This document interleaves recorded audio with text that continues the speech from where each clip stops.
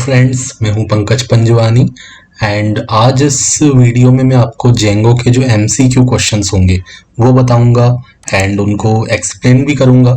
तो ये एक सीरीज की तरह मैं लूंगा, मतलब इसमें लगभग 5-6 वीडियोस हम बनाएंगे एंड हर वीडियोस में मैं 20-30 क्वेश्चंस आपको बताऊंगा।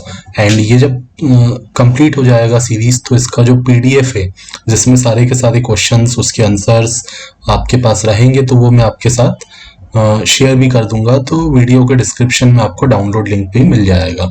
तो अभी मैंने यहाँ पे 20 क्वेश्चंस लिख दिए हैं, ठीक है। काफ़ी मुझे टाइम लगा, 2 दिन मैंने यहाँ पे लगाए इसको लिखने में क्योंकि ये प्रॉपर वे में सब अरेंज किया। ओके, क्वेश्चन भी लिखा, फिर 4 मैंने ऑप्शंस भी दिए एंड लास्ट में मैंने एक आंसर भी दिया। ओके, तो ठीक है, हम इसको देखते हैं। अगर हुआ तो मैं ये जो 20 क्वेश्चंस हैं इनका पीडीएफ मैं आपको इसी वीडियो के लिंक में दे दूंगा एंड जैसे जैसे आगे हम क्वेश्चंस कवर करते जाएंगे तो हम आगे वाले वीडियोस में जो इसमें मैं इंक्रीज करूंगा आगे के क्वेश्चंस वो मैं आपको आगे वाले वीडियोस में देते जाऊंगा। ओके, तो अगर आपने जेंगो के बेसिक्स स्टडी नहीं किए हैं तो आप हमारी वेबसाइट पे जाके जेंगो ट्यूटोरियल पे जाके बेसिक्स स्टडी कर सकते हैं एंड आप हमारे यूट्यूब चैनल पे जाके भी जेंगो के बेसिक्स देख सकते हैं। ये आप देखते हैं अल्टीमेट जेंगो कोर्स वाली प्लेलिस्ट में जाके आप कर सकते हैं, या फिर कोई प्रोजेक्ट आप देख लें जैसे कि ई कॉमर्स का प्रोजेक्ट है। तो अगर आप थोड़ा सा बेसिक्स पहले स्टडी कर लेंगे, कोई सा भी हमारा जेंगो का प्रोजेक्ट आप कर लीजिए, उसके बाद अगर आप ये एमसीक्यू देखेंगे तो काफ़ी अच्छा लगेगा समझने में। ओके, अब देखो सबसे पहला क्वेश्चन है व्हाट इज जेंगो। तो जेंगो क्या ऑपरेटिंग सिस्टम है? नहीं, जेंगो कोई ऑपरेटिंग सिस्टम भी नहीं है, डेटाबेस मैनेजमेंट भी नहीं है, कोई प्रोग्रामिंग लैंग्वेज भी नहीं है। ठीक है, कुछ लोग सोचते हैं जेंगो प्रोग्रामिंग लैंग्वेज है, तो जेंगो प्रोग्रामिंग लैंग्वेज नहीं है, जेंगो एक फ्रेमवर्क है, ठीक है, जो कि हम यूज करते हैं वेब डेवलपमेंट के लिए। तो Django is a popular web development framework for building web applications. इसमें हम पाइथन का यूज करते हैं, ठीक है, जेंगो के अंदर हम पाइथन को यूज करते हुए एंड उसके अलावा HTML CSS ये सब हम यूज करते हैं फ्रंट एंड के पार्ट में। डेटाबेस हम कोई सा भी यूज कर सकते हैं, SQLite, MySQL, ठीक है। तो इन सब का यूज करके हम वेब डेवलपमेंट कर सकते हैं। तो जेंगो जो होता है पाइथन के लिए वेब डेवलपमेंट फ्रेमवर्क है, जैसे PHP के लिए लारावेल है, ठीक है। इसी तरह जेंगो हमारा किसके लिए होता है? पाइथन के लिए होता है एंड पाइथन के लिए हम फ्लास्क को भी यूज करते हैं, बट अभी हम जेंगो की बात कर रहे हैं। तो जेंगो एक वेब डेवलपमेंट फ्रेमवर्क है। फ्रेमवर्क हमारे काम को आसान कर देता है। जैसे कि मैं एग्जांपल भी देता चलता हूँ आपको, जैसे ये एक प्रोजेक्ट बना हुआ है ग्रोसरी शॉप का। ये वही प्रोजेक्ट है जिसका ट्यूटोरियल आपको हमारे चैनल पे मिल जाएगा ई कॉमर्स प्रोजेक्ट वाले प्लेलिस्ट में। 43 वीडियोस हैं, इसमें पूरा स्टेप बाय स्टेप हमने बनाना आपको सिखाया है एंड तो सारा का सारा कोड वहाँ पे आप सीख भी सकते हैं। तो उसी एग्जांपल को मैंने यहाँ पे लेके आपको बताया, ये ग्रोसरी शॉप का प्रोजेक्ट है। तो जेंगो में जेंगो फ्रेमवर्क से क्या होता है, हमें सारी यहाँ पे फाइल्स वगैरह मिल जाती हैं, पूरा एक स्ट्रक्चर मिल जाता है कि आपको माइग्रेशन के अंदर क्या वर्क रहेगा, व्यूज के अंदर आपका क्या वर्क रहेगा, मॉडल्स के अंदर आप किस तरीके का कोड करोगे। तो एक पूरा स्ट्रक्चर हमें फ्रेमवर्क दे देता है। तो ये फ्रेमवर्क का बेनिफिट होता है, ठीक है। तो सब कुछ स्ट्रक्चर्ड वे में हमें दे देता है। MVP के फॉर्म में हम यहाँ पे काम करते हैं, मॉडल व्यू टेम्पलेट के फॉर्म में। तो यहाँ पे हमें मॉडल्स के अंदर मॉडल्स वाली फाइल भी मिल जाती है, टेम्पलेट्स हम खुद बना के उसमें काम करते हैं एंड उसका सब कॉन्फ़िगरेशन वगैरह सेटिंग्स के अंदर लिखा होता है, ठीक है, कि किस नाम का आपको फोल्डर बनाना है, किस नाम का आपका स्टैटिक फोल्डर रहेगा, ठीक है। आप ये देख रहे हैं टेम्पलेट वगैरह सब यहाँ पे दिया हुआ है।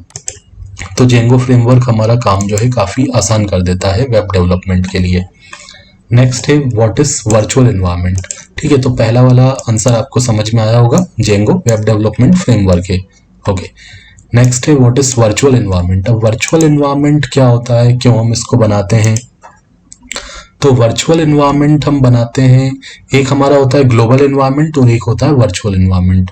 जैसे हम अब क्या होता है कि हम कोई भी प्रोजेक्ट बनाते हैं तो सभी प्रोजेक्ट की डिपेंडेंसी अलग अलग होती है। हो सकता है इस प्रोजेक्ट के लिए जेंगो का कोई अलग वर्जन यूज करना है, दूसरे प्रोजेक्ट के लिए जेंगो का कोई अलग वर्जन यूज करना है, ठीक है। तो सभी की डिपेंडेंसी मिसमैच होती है।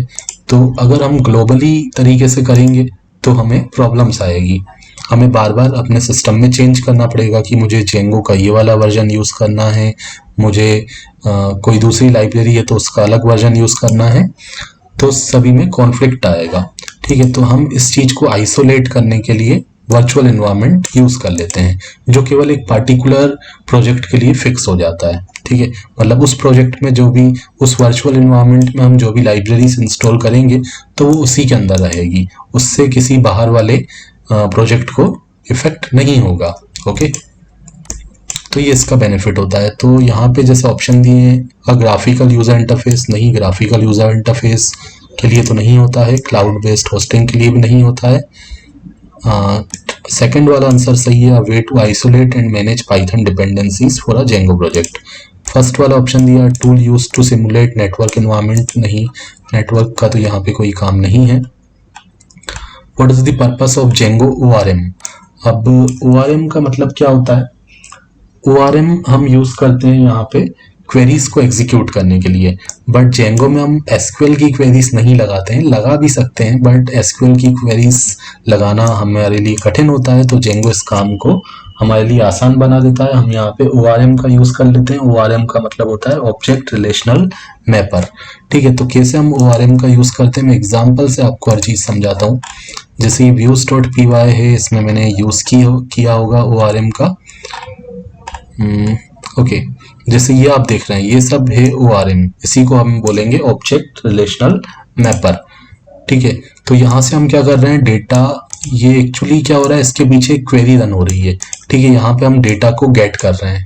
ठीक है, हमने बुकिंग टेबल से डेटा को फिल्टर करवा के गेट किया, और यहाँ पे हमने कंडीशन लगा दी कि बुकिंग टेबल से वो सारा डेटा गेट कर लो जिसका स्टेटस फील्ड का वैल्यू क्या है, 1 है।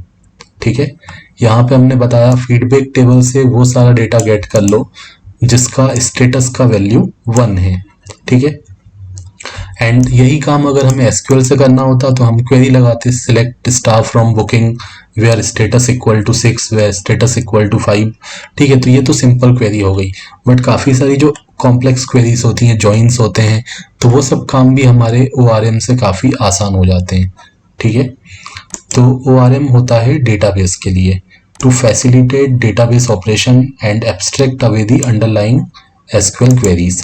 ठीक है, एसक्यूएल क्वेरीज पे हमें काम नहीं करना पड़ता, हमारे लिए काफ़ी इजी हो जाता है। हम फिल्टर का यूज़ कर लेते हैं, ऑल का यूज़ कर लेते हैं, गेट का यूज़ कर लेते हैं। ओके, तो यहाँ पे ये जो ऑप्शन दिए हैं, टू हैंडल यूज़र ऑथेंटिकेशन, नहीं, यूज़र ऑथेंटिकेशन के लिए नहीं होता है। ग्राफिकल इंटरफेस के लिए भी नहीं होता है ORM, ये होता है डेटाबेस ऑपरेशंस के लिए। एंड एसक्यूएल क्वेरी हमें ना लिखनी पड़े, इसीलिए जेंगो में ORM दिया हुआ है। हालांकि हम एसक्यूएल क्वेरी भी लिख सकते हैं, कैसे लिख सकते हैं उसका वीडियो मेरे पास, मेरे चैनल पे आपको मिलेगा, कैसे हम एसक्यूएल क्वेरी भी जेंगो में यूज़ कर सकते हैं। Okay, what is the role of a view in Django?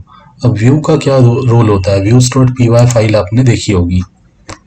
ठीक है, तो इस views.py फाइल में क्या होता है, इसमें आप देखो अगर, तो यहाँ पे हम रिक्वेस्ट को हैंडल करते हैं। ये फॉर्म से कोई रिक्वेस्ट आया, हमने सारा डेटा गेट किया, फिर डेटाबेस से कम्युनिकेट किया। देखो डेटाबेस में कुछ डेटा या तो इंसर्ट करेंगे या फिर हम गेट करेंगे, फिर उसके बाद हमने रिस्पॉन्स कर दिया, मतलब किसी HTML पेज को रेंडर करवा दिया, रिस्पॉन्स कर दिया।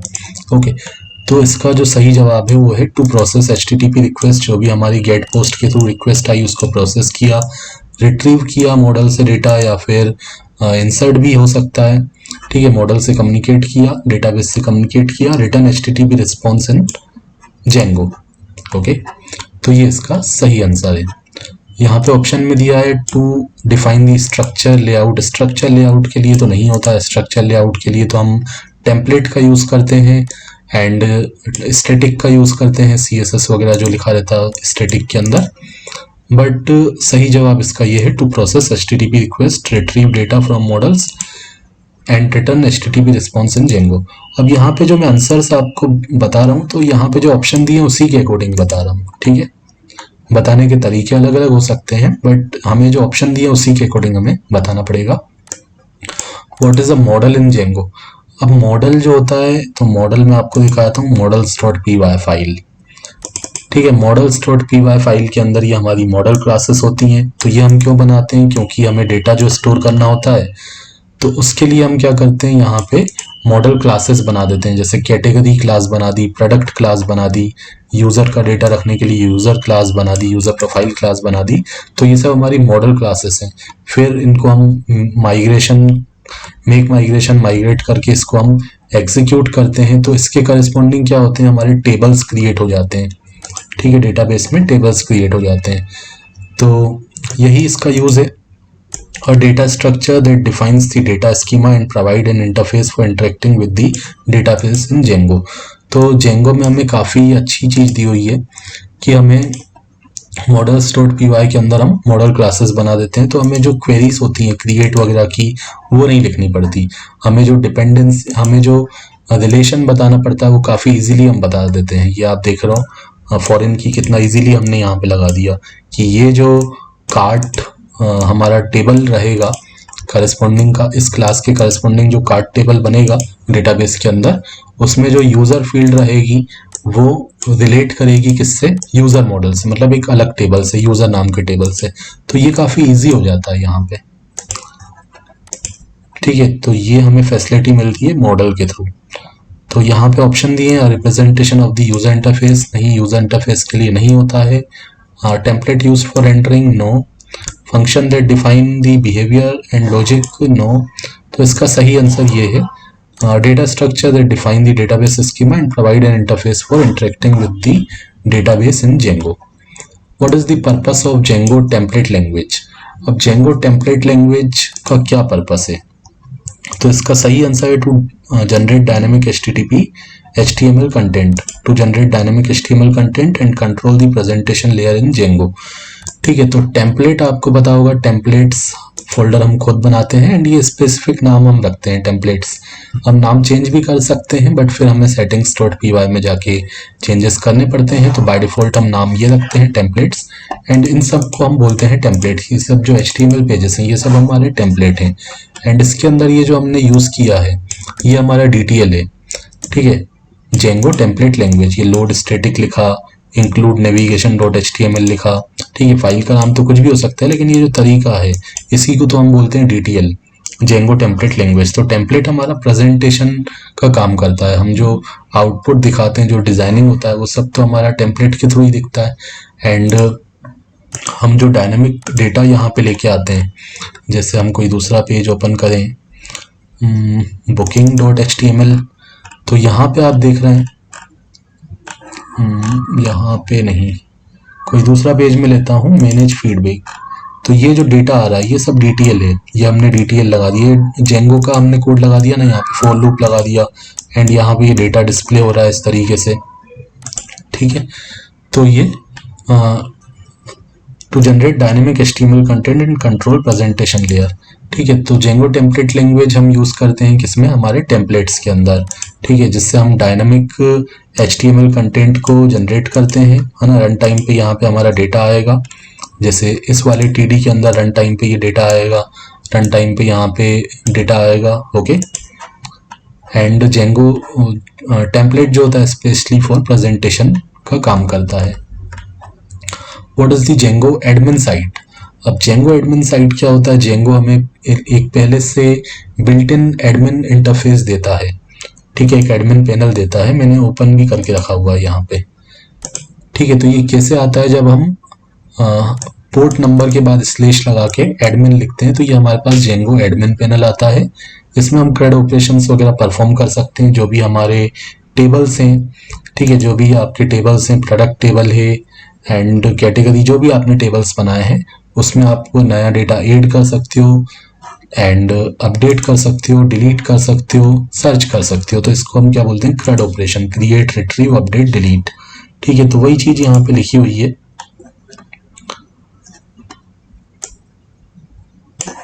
Providing a built-in administrative interface for managing data and performing CRUD operations। तो यहाँ पे जो ऑप्शंस दिए हैं, managing and controlling user authentication, no. Creating and managing virtual environment बनाने का काम भी नहीं होता है। डेवलपिंग कस्टम टेम्पलेट, नहीं, ये काम भी इसका नहीं है। तो जेंगो एडमिन साइट का काम है एक बिल्ट इन एडमिनिस्ट्रेटिव इंटरफेस देना, जहाँ से हम मैनेज कर पाते हैं डेटा को, देख पाते हैं सारा डेटाबेस। अगर हमें देखना है तो किसी डेटाबेस सॉफ्टवेयर में जाके देखो, या फिर वहाँ पे भी आप जेंगो एडमिन पैनल पे भी जाके आप देख सकते हो। एंड सारा का सारा CRUD ऑपरेशन भी आप वहाँ पे कर सकते हो। एंड जो मॉडल्स आपको यहाँ पे डिस्प्ले हो रहे हैं, जो टेबल्स आपको यहाँ पे डिस्प्ले हो रहे हैं, तो ये admin.py के अंदर जाके आप रजिस्टर करते हो। ये भी मैं आपको बता देता हूँ। ये आप देख रहे हैं admin.py के अंदर जाके हमने ये सारे टेबल को रजिस्टर किया हुआ है। ओके, उसके बाद अगर हम यहाँ पे देखें, नेक्स्ट है what is the command to create a new Django project. कोई भी नया जब आप जेंगो का प्रोजेक्ट बनाते हो, जैसे मैं बता देता हूँ, हम जेंगो में क्या करते हैं, सबसे पहले ये प्रोजेक्ट बनाते हैं, किसी वर्चुअल इन्वायरमेंट में बनाते हो या फिर ग्लोबल इन्वायरमेंट में आप बनाते हो, तो एक प्रोजेक्ट बनाते हो, उसके अंदर आप ऐप बनाते हो। ये जो ग्रोसरी ऐप लिखा है ये हमारा ऐप का नाम है, ऊपर जो ऑनलाइन ग्रोसरी शॉप लिखा है वो प्रोजेक्ट का नाम है। तो एक प्रोजेक्ट के अंदर हम यहाँ पे मल्टीपल ऐप्स बना सकते हैं। ठीक है, तो कोई प्रोजेक्ट, सबसे पहले प्रोजेक्ट बनाते हैं, उसके अंदर आप ऐप बनाते हो, एक से ज़्यादा ऐप भी हो सकता है। तो प्रोजेक्ट बनाने की कमांड क्या होती है, तो प्रोजेक्ट बनाने की कमांड होती है Django -admin start project, project का जो भी आपका नाम हो। ठीक है, तो ये वाला आंसर सही है, सी वाला, Django -admin start project, project का नाम। तो अब प्रोजेक्ट का नाम कुछ भी हो सकता है, Django -admin start project, project का नाम, जैसे आपका हॉस्पिटल मैनेजमेंट है तो आप यहाँ पे हॉस्पिटल मैनेजमेंट लिख लोगे, लाइब्रेरी मैनेजमेंट है तो आप यहाँ पे लाइब्रेरी मैनेजमेंट लिख दोगे। तो इस तरीके से आप बनाओगे Django admin start project and project का जो भी आपका नाम रहेगा। हालांकि इसके लिए और भी इसके अलावा भी कुछ कमांड्स होती हैं जिससे हम बना सकते हैं। ठीक है, बट ये इस ऑप्शंस के थ्रू अगर मैं बताऊं तो ये सी वाला आंसर जो है करेक्ट है, Django admin start project, project का नाम। ठीक है, बाकी आंसर सही नहीं है। And how do you define a URL pattern in Django. अब कैसे यूआरएल पैटर्न हम डिफाइन करते हैं। ठीक है, अब जो ऑप्शंस हैं उसके अकॉर्डिंग मैं आपको यहाँ पे बता रहा हूँ। तो आपको पता होगा कि यूआरएल पैटर्न्स हम कहाँ बनाते हैं, urls.py के अंदर बनाते हैं। ठीक है, आप देखो यहाँ पे हमारी फाइल है urls। ठीक है, urls फाइल आपकी प्रोजेक्ट के अंदर होती है, और आप चाहो तो url फाइल को ऐप के अंदर भी बना सकते हो, अलग अलग ऐप हैं तो उसमें आप बना सकते हो। ठीक है, एंड प्रोजेक्ट के अंदर तो आपकी होती है urls.py फाइल। तो आप यहाँ पे देखो ये सारे आपने यूआरएल पैटर्न्स बताए हुए हैं ये पाथ के थ्रू। तो ये सारे यूआरएल्स पैटर्न आपने कहाँ बताए हैं, urls.py में। तो ये आपने बता दिया कि जब हम एडमिन स्लेश लिखेंगे तो हमारा जो जेंगो का बिल्ट इन एडमिन इंटरफेस है वो ओपन हो जाएगा। जब हम कुछ नहीं लिखेंगे तो हमारा होम वाला फंक्शन कॉल हो जाएगा, फिर वो जो भी पेज रेंडर करवाए, होम पेज रेंडर करवाएगा, जो भी करवाएगा। तो हम इस तरीके से ही करते हैं। अबाउट स्लेश लिखा, जब हमारा यूआरएल पैटर्न अबाउट स्लेश है तो अबाउट वाला फंक्शन चलेगा, एंड उस फंक्शन का काम रहेगा अबाउट वाले पेज को रेंडर करवाने के लिए। जैसे यहाँ पे आप देख सकते हो, होम ने होम पेज को रेंडर करवा दिया, इंडेक्स पेज को, एंड अबाउट ने अबाउट पेज को रेंडर करवा दिया, कॉन्टेक्ट ने कॉन्टेक्ट पेज को रेंडर करवा दिया। तो यूआरएल्स के अंदर हम बताते हैं, urls.py के अंदर हम क्या बताते हैं, यूआरएल पैटर्न्स को बताते हैं। ओके, सेटिंग्स में नहीं बताते हैं, मॉडल्स में भी नहीं बताते हैं। यूआरएल्स की बात हो रही है तो urls.py के अंदर ही रहेगा। Okay, what is the purpose of migration in Django. Migration का पर्पस क्या होता है। ठीक है, आपको पता होगा कि जो भी आप मॉडल्स क्लासेस बनाते हो models.py में, तो कुछ भी यहाँ बनाते हो, कोई भी मॉडल क्लास बनाया, तो ये जो मॉडल क्लास बनाई इसके करस्पॉन्डिंग हमें क्या करना है, डेटाबेस में टेबल्स क्रिएट करने हैं। ठीक है, तो वो काम हम कैसे करेंगे, माइग्रेशन करके करेंगे। ठीक है, हम models.py में जो भी चेंजेस करते हैं, कोई भी क्लासेस बनाते हैं, तो उसके बाद हम कमांड रन करते हैं python manage.py make migrations, python manage.py migrate, तो उसी को हम क्या बोलते हैं, माइग्रेशन बोलते हैं। तो उससे होता क्या है, to manage changes in the database schema and apply them to the database. तो ये इसका काम होता है। तो ये इसका सही आंसर है सी वाला। ठीक है, इसका ये काम नहीं होता है, to generate HTML template, to handle user authentication, to create virtual environment. ये तीनों गलत आंसर है, सही आंसर है C. What is the difference between a Django form and a model form. अब जेंगो फॉर्म और मॉडल फॉर्म में क्या डिफरेंस होता है।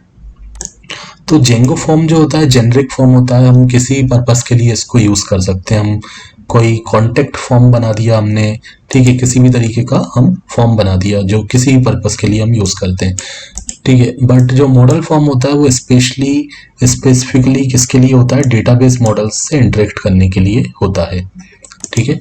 तो ये इसका डिफरेंस है और ये वाला सही आंसर है सी वाला।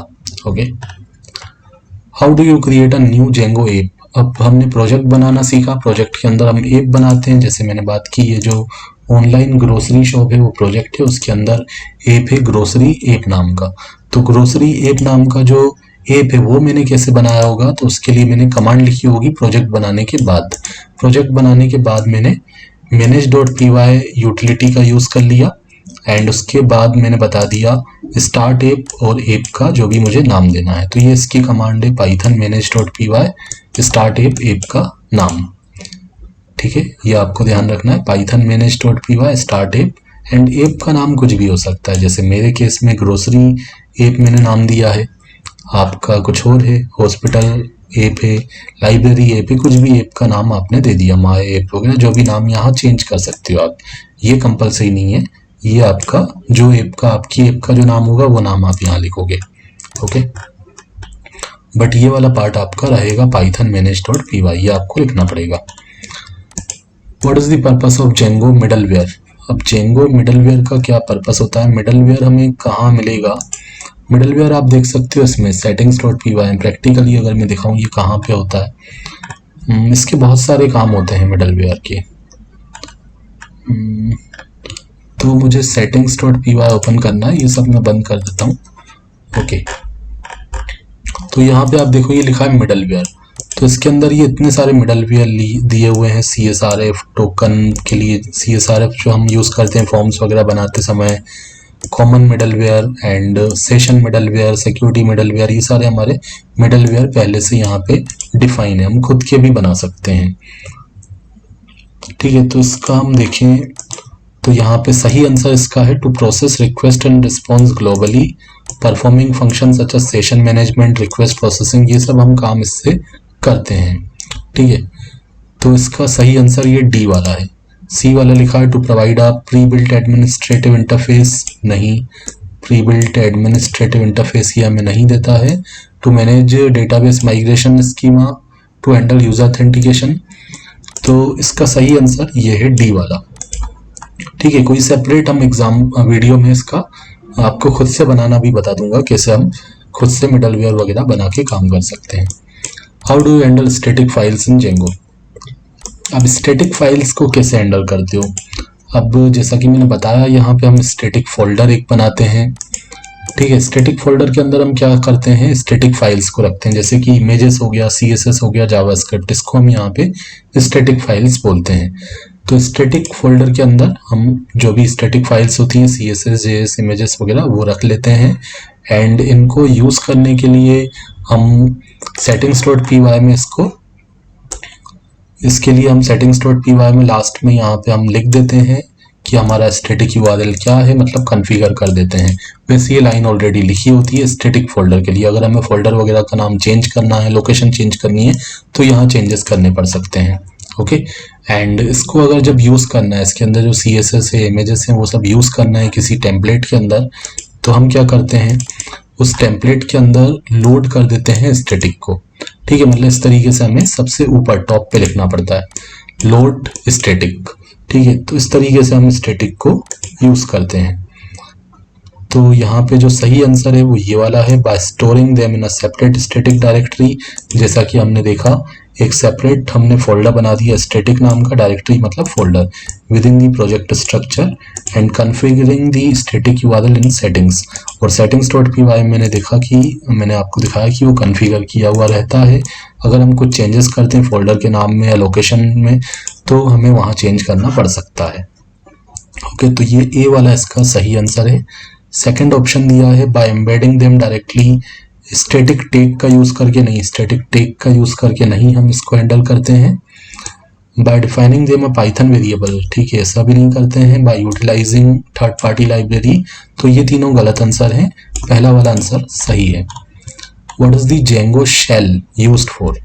अब जेंगो शेल जो होता है एक पावरफुल टूल होता है, एंड इसके थ्रू हम क्या करते हैं, डिबग कर सकते हैं हमारी जेंगो एप्लीकेशन को, या फिर हमारे जो मॉडल्स होते हैं उसको हम टेस्ट कर सकते हैं एंड डेटाबेस क्वेरीज को टेस्ट कर सकते हैं। ठीक है, तो इसमें कैसे हम जाते हैं? जेंगो शेल में जाने के लिए कमांड होती है, मैं आपको प्रैक्टिकली बताता हूँ। ठीक है, आप टर्मिनल पे अगर आप लिखेंगे python manage.py शेल, इसको मैं स्टॉप करता हूँ, एंड अगर आप यहाँ पे लिखेंगे python manage.py शेल, तो आप शेल के अंदर चले जाएंगे। फिर उसके बाद आप यहाँ पे अपनी कमांड्स लिख के इंटरेक्ट कर सकते हैं। ठीक है, जो भी आपके मॉडल्स हैं उनसे आप इंटरेक्ट कर सकते हैं। तो ये हम शेल के अंदर आ चुके हैं। ओके, अब यहाँ से अगर बाहर निकलना होता है तो एग्जिट करके आप आ सकते हैं। इसके बारे में मैंने आपको बताया भी हुआ है, हॉस्पिटल मैनेजमेंट वाली अगर आप सीरीज देखोगे तो उसमें मैंने आपको बताया हुआ है कैसे इसमें काम करते हैं। ओके, तो इसका सही आंसर है testing Django models and database queries interactively. Okay, तो इसमें ऑप्शन जो दिए हैं डिप्लॉय जेंगो एप्लीकेशन, तो ये गलत आंसर है। रनिंग ऑटोमेटेड टेस्ट, ये भी गलत है। Executing Python script outside Django environment, ये भी गलत है। पहला वाला आंसर सही है, testing Django models and database queries interactively. यहाँ पे है what is the purpose of Django context processors.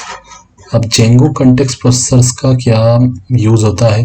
Context processor पहले मैं आपको प्रैक्टिकली दिखाता हूँ कि जो पहले से हमें कंटेक्स्ट प्रोसेसर्स मिलते हैं वो कहाँ पे होते हैं। तो वो भी आपको settings.py में दिखेंगे।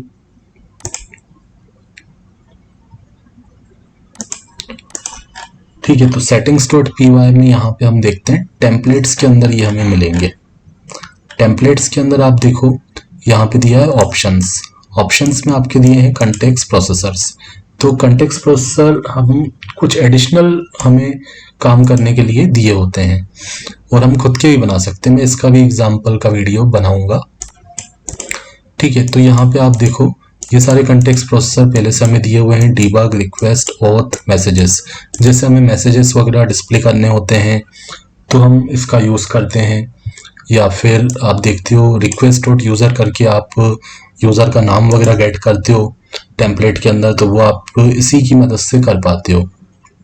ठीक है, एंड तो इसका मतलब क्या हुआ? To provide additional data to be included in the template context for rendering HTML pages in Django. मतलब हम व्यूज में हमें वो काम नहीं करना पड़ा, डायरेक्ट हमने टेम्पलेट के अंदर उसको यूज़ कर लिया। जैसे हम लिखते हैं request dot user end user का नाम हमने डिस्प्ले कर दिया। ओके, जैसे कोई कॉमन चीज़ें हैं हमें बार बार ज़रूरत पड़ रही है, जैसे फॉर एग्जांपल हमारी वेबसाइट का जो नाम है या फिर जो ईयर हमें दिखाना है, नीचे हमें कॉपीराइट करके ईयर दिखाना है, तो वो हमें सभी पेजेस में ज़रूरत पड़ेगी। तो टेम्पलेट्स में वो हमें डायरेक्ट मिल जाए, तो उसके लिए हम खुद का कस्टम कंटेक्स्ट प्रोसेसर भी बना सकते हैं। ओके, तो वो हमें एडिशनल डेटा दे देगा। Okay, how do you add authentication to a Django project?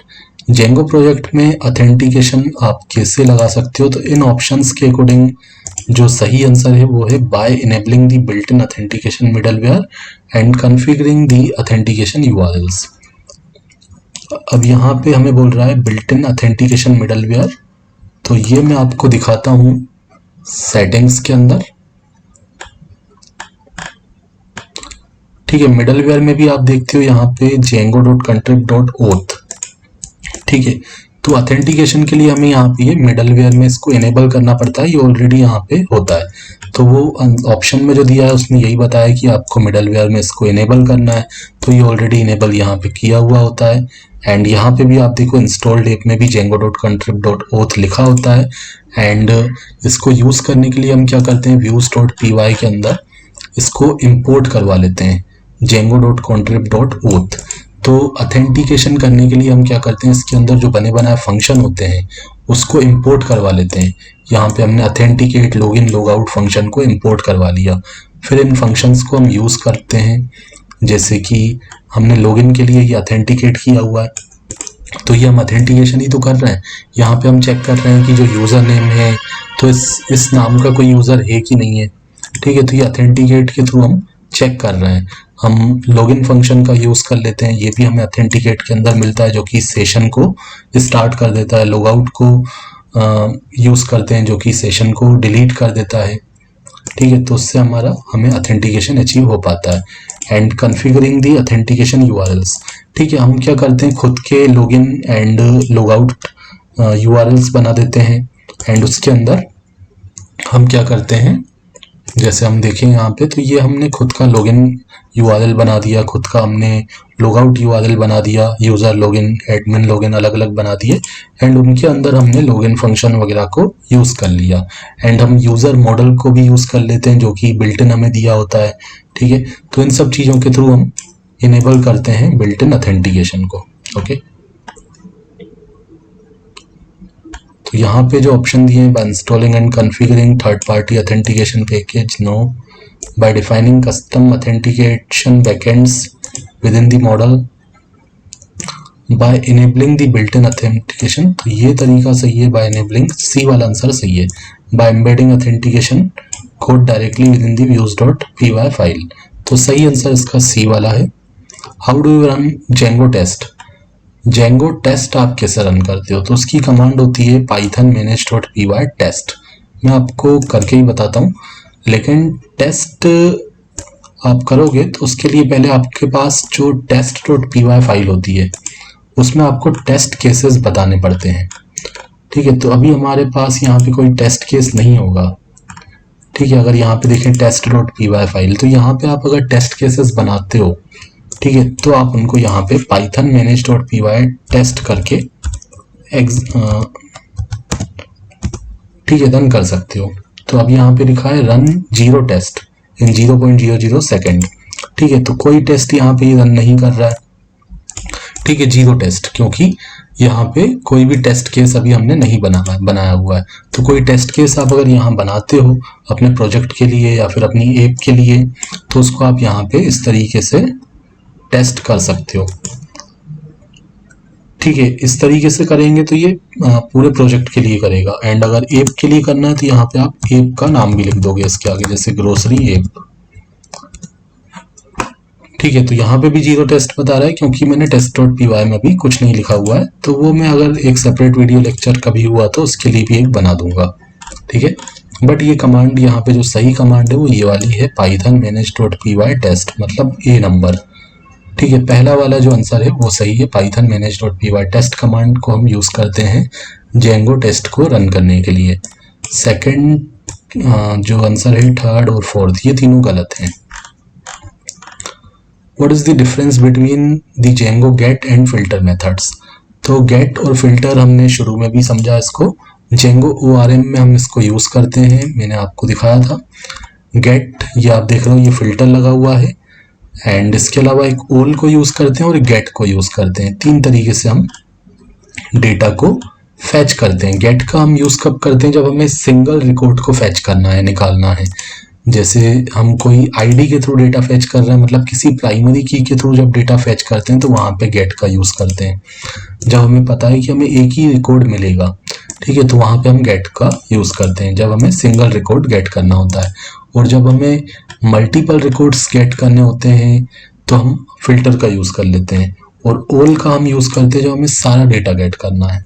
ठीक है, जब हमारी कोई कंडीशन नहीं है, जैसे हम लिखते हैं सेलेक्ट स्टार फ्रॉम टेबल का नाम, आपने एसक्यूएल में अगर पढ़ा हो तो ये उसी का काम करता है। कैटेगरी टेबल से सारा का सारा डेटा निकाल दो। बट अगर कुछ फिल्टर लगाना है, कुछ कंडीशन लगानी है, जैसे हम लिखते हैं सिलेक्ट स्टार फ्रॉम टेबल का नाम वेयर कॉलम का नाम इक्वल टू ये वैल्यू, तो वो काम हमारा फिल्टर से होता है। वहाँ पे रिजल्ट मल्टीपल आ सकते हैं, सिंगल भी आ सकता है और नहीं भी आ सकता है, बट मल्टीपल भी आ सकते हैं। तो कंडीशन भी हमारी यहाँ पे लग जाती है। तो इससे जो डेटा आता है उसको फिर टेम्पलेट के अंदर हम लूप के थ्रू हैंडल करते हैं। ठीक है, तो गेट का आप समझ सकते हो कि सिंगल ऑब्जेक्ट हमें मिलेगा तो गेट होता है। एंड मल्टीपल ऑब्जेक्ट जब मिलते हैं क्वेरी के अकॉर्डिंग, लिस्ट ऑफ ऑब्जेक्ट जब मिलते हैं मैचिंग क्वेरी के अकॉर्डिंग, तो फिल्टर का यूज होता है। और ऑल सभी रिकॉर्ड्स, सारे कॉलम, सारे कॉलम्स एंड सारी रोज। ठीक है, तो ये आंसर सही है। The get method returns a single object that matches the query while the filter method return list of object that matches the query. ये ऑप्शंस आपको दिए हैं, इसमें आप देख सकते हो और भी। तो सही आंसर आपका ये ए वाला है। How do you create foreign की रिलेशनशिप इन जेंगो मॉडल्स? अब जेंगो मॉडल में फॉरेन की रिलेशनशिप हम कैसे बनाते हैं? तो उसके लिए मैं आपको बता देता हूँ प्रैक्टिकली। models.py में जैसे अभी हमने ये देखा भी था, ये कार्ट नाम का एक हमारा मॉडल क्लास है। अब यहाँ पे हमने ये फॉरेन की को यूज़ किया है। तो यहाँ हमने बताया है कि जो हमारा यूज़र मॉडल पहले से बना हुआ बिल्ट इन जो मॉडल होता है, उसको हम यहाँ पे एज अ फॉरेन की ले रहे हैं इस वाले टेबल में। या फिर कोई दूसरा एग्जाम्पल देखूं,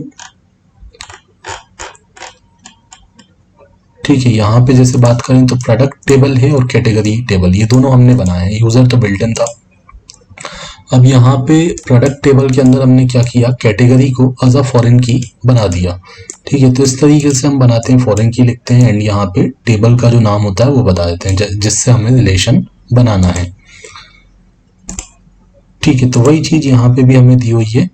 बाय एडिंग अ फॉरेन की, आपको फॉरेन की बनाना है तो कैसे आप बनाओगे फॉरेन की रिलेशनशिप अगर बनाना है जेंगो मॉडल्स में, तो by adding a foreign key field to the model and specifying the related model as an argument. तो वही काम तो यहाँ पे हो रहा है, हमने फॉरेन की फील्ड का यूज कर लिया। जैसे ये कैरेक्टर फील्ड है, फाइल फील्ड है, तो यहाँ फॉरेन की फील्ड है, तो ये फॉरेन की फील्ड है एंड ब्रैकेट के अंदर हमने मॉडल का नाम स्पेसिफाई कर दिया। ठीक है, जिस मॉडल को हमें फॉरेन की रिलेशन जिसके साथ बनाना है उसको हमने ब्रैकेट के अंदर आर्ग्यूमेंट में बता दिया। तो ये वाला इसका आंसर सही है, सेकंड वाला। फर्स्ट वाले में लिखा है फॉरेन की फील्ड क्लास। ठीक है, फॉरेन की फील्ड नहीं लिखते, फॉरेन की लिखा जाता है। Okay, many to many field, one to one field ये नहीं लिखा जाता है, फॉरेन की लिखा जाता है। एंड ब्रैकेट में आपको आर्ग्यूमेंट में क्लास का नाम बताना पड़ता है, मॉडल क्लासेस का नाम बताना पड़ता है। ओके, तो ये आज के वीडियो में हमने 20 क्वेश्चंस कवर कर लिए हैं।